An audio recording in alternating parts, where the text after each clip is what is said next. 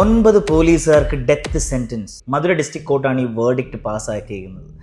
എന്തായിരുന്നു ഈ 9 പേർക്കും ഡെത്ത് സെൻറ്റൻസ് കിട്ടാനുള്ള കാരണം? തമിഴ്നാട് ജുഡീഷ്യറി സിസ്റ്റത്തിലെ ഏറ്റവും വലിയൊരു വേർഡിക്റ്റ് ആയിരുന്നു 9 പോലീസുകാരുടെയും സെൻറ്റൻസ്. ചില പേർക്ക് ഈ കേസിനെ കുറിച്ച് അറിയാം, ചില പേർക്ക് അറിയാത്തവർക്ക് 2020 ശാന്തൻകുളം കസ്റ്റഡിയൽ ഡെത്ത് കേസ് എന്താണെന്ന് ഞാൻ ചെറിയൊരു ഷോർട്ട് സ്റ്റോറിയായിട്ട് ഞാൻ പറയുന്നതായിരിക്കും. 2020 കോവിഡ് സമയത്ത് പി ജയരാജ് കടയുടെ ഓണറാണ്, ഒരു മൊബൈൽ ഷോപ്പിൻ്റെ ഓണറാണ്.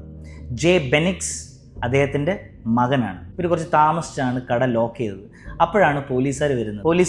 പോലീസുകാർ ഈ അപ്പനെയും മകനെയും അറസ്റ്റ് ചെയ്ത് നേരെ കൊണ്ടുവന്ന് ശാന്തൻകുളം പോലീസ് സ്റ്റേഷനിലോട്ടാണ്. കർഫ്യൂ വയലേഷൻ എന്ന് പറഞ്ഞിട്ടാണ് ഇവരെ അറസ്റ്റ് ചെയ്യുന്നത്. ജൂൺ 19, 2020 ഇവരെ കസ്റ്റഡി ടോർച്ചർ ചെയ്യുന്നു ശാന്തൻകുളം പോലീസ് സ്റ്റേഷനിൽ വെച്ചിട്ട്.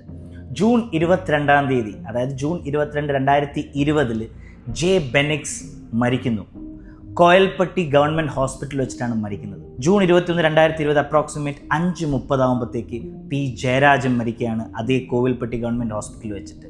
അപ്പോൾ അച്ഛനും മകനും മരിച്ചു. ഇതിനോടനുബന്ധിച്ച് ജൂൺ 24, 2020 മാസീവ് പബ്ലിക് ഔട്ട്റേജ് ആയിരുന്നു. ഗ്ലോബൽ മീഡിയയിൽ വരെ ഈ ന്യൂസ് വന്നതാണ്. June 29, 2020 Madurai bench of Madras high court initiates suo motu issue ചെയ്യുന്നു പ്രൊസീഡിങ്സിന് വേണ്ടിയിട്ട്. ജൂലൈ 2020 കേസ് ട്രാൻസ്ഫർ ചെയ്യുവാണ് ലോക്കൽ പോലീസിൽ നിന്ന് CBIയിലോട്ട്.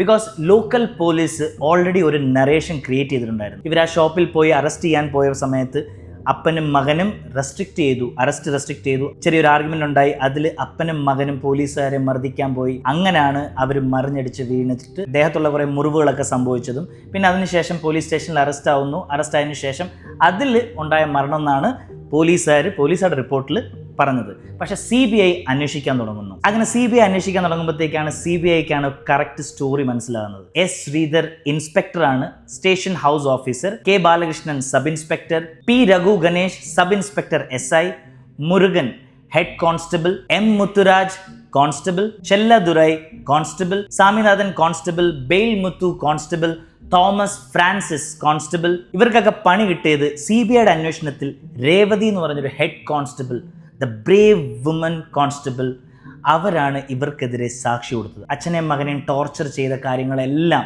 രേവതി പറഞ്ഞു. She was the key whistle blower whose testimony to the judicial magistrate exposed the police story. ആദ്യത്തെ ഫേക്ക് FIR എല്ലാം പൊളിച്ചടുക്കിയിട്ട് K. ശങ്കറായിരുന്നു ആദ്യത്തെ ഇനിഷ്യൽ ഇൻസ്പെക്ടർ ഓഫ് പോലീസ് CBCIDയിലെ, who began the investigation before the CBI takeover. പുതിയ charge sheet ഉണ്ടാക്കുന്നു. അതിനകത്ത് ഈ 9 പേരും മുഖ്യ പ്രതികളായിട്ട് CBIയുടെ ചാർജ് ഷീറ്റിൽ അവർ മെൻഷൻ ചെയ്യുന്നു. മധുര ഡിസ്ട്രിക്ട് കോർട്ടിന്റെ ഈ വേർഡിക്റ്റിനെ ഇവർക്കിനി ഹൈക്കോർട്ടിലും സുപ്രീം കോർട്ടിലും ചാലഞ്ച് ചെയ്യാം. ഈ സംഭവം നടക്കുന്ന 2020 AIDMK ആയിരുന്നു. ഈ ക്രെഡിറ്റിന് DMK പിടിച്ചെടുക്കും. ബിക്കോസ് DMKയുടെ സമയത്താണല്ലോ ഈ വേർഡിക്റ്റ് പാസ്സാവുന്നത്. പക്ഷേ എത്രത്തോളം ഈ വേർഡിക്റ്റ് ഇനി ഹൈക്കോർട്ടിലും സുപ്രീം കോർട്ടിലും നിൽക്കുമെന്ന് വെച്ച് കഴിഞ്ഞാൽ കേസിൻ്റെ ബ്രൂട്ടാലിറ്റിയും അതേപോലെ തന്നെ കേസിനെ അവർ തിരിക്കാൻ നോക്കിയതിൻ്റെ അതിൻ്റെ പേരിലും പിന്നെ കുറേ ചാർജസും ഉൾപ്പെടെയാണ് അവർ 9 പേരെയും തൂക്കിക്കൊല്ലാനും 1,40,00,000 രൂപ ഫൈനായിട്ട് ഈ മരിച്ച കുടുംബത്തിന് കൊടുക്കാനായിട്ട് കോടതി വിധിച്ചേക്കുന്നത്. തമിഴ്നാട് പോലീസിൻ്റെ കസ്റ്റഡിയൽ ഡെത്ത് കാണിച്ചൊരു സിനിമയായിരുന്നു വിസാരണെ. അതേപോലെ തന്നെ ജയഭീമിൽ നമ്മൾ കണ്ടാലും സൂര്യ അഭിനയിച്ച സിനിമയിലും ഇതേ ഒരു കസ്റ്റഡിയൽ ഡെത്തിൻ്റെ ഒരു സിറ്റുവേഷൻ കാണിക്കുന്നുണ്ട്. എങ്ങനെയായിരുന്നു പോലീസ് ഓഫീസേഴ്സ് മാനിപ്പുലേറ്റ് ചെയ്യുന്നത്. പ്രേക്ഷകരെ നിങ്ങൾക്ക് എന്താണ് തോന്നുന്നത്? ഈ ഒരു വേർഡിക്റ്റ് കറക്റ്റ് ആയിരുന്നു? ചില രാജ്യങ്ങളിലൊക്കെ സത്യം പറഞ്ഞാൽ തല വെട്ടിക്കളയുവാണ്. ഇവിടെ ഇങ്ങനൊരു കസ്റ്റോഡിയൽ ഡെത്ത്, അപ്പനെയും മകനെ, ഒരു കുടുംബത്തിലുള്ള 2 അത്താണികളെയാണ് സ്പോട്ടിൽ അവർ കൊന്നത്, ഒരു ദയയും ദാക്ഷിണ്യവും ഇല്ലാതെ.